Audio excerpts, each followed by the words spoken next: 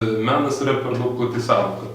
Va, tai jeigu jau kažkaip vadintis, aš esu, reiškia, žmogus, kuris domisi vaizduojamąją dailę ir bando ten kažką daryti. Nes menas, jis apima viską ten. Ir teatrą, ir muziką, baletą, pavyzdžiui, kur aš nieko nenutapiu. Todėl, tarkim, aš esu pradedantysis dailininkas, o šiaip dailės srityje veikiantis žmogus, nes aš esu dailėtyrininkas pirmiausia. Man svarbiau yra idėja.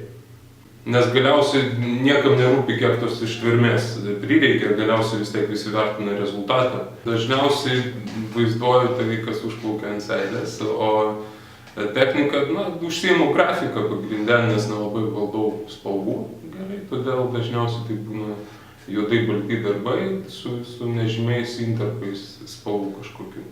Pažiūrėtas filmas gali įkvėpti, nežinau, pasakytas žodis, pamatytas vaizdas, kito menininko kūrinys, galima visada pagrobti kažkokią idėją irgi, jeigu ten pavaizdavo, pavyzdžiui, kažkaip moterį gražiai galima, aš irgi noriu pabandyti, aišku, ne taip, neperpiešti, bet savo interpretaciją pateikti. Labai mėgstu Afrikos dailę, liaudies dailę labai patinka ten. Apart tapybos ir dailės, aš dar mokau vaikus piešimo.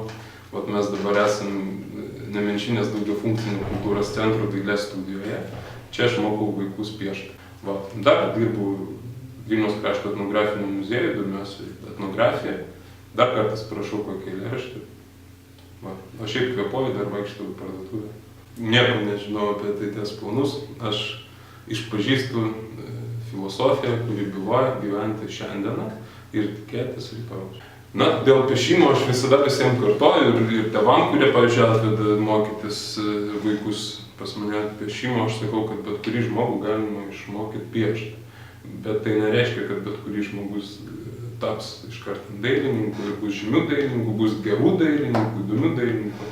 Bet aš, pavyzdžiui, palyginti su muzika, galvoju, tai jeigu nėra muzikinės klausos, ją galima kažkiek išvystyti, dalinai ir panašiai, o su daile yra paprasčiau, man atrodo, bet kurį žmogų galima išmokyti piešti, jeigu tai jam yra įdomu.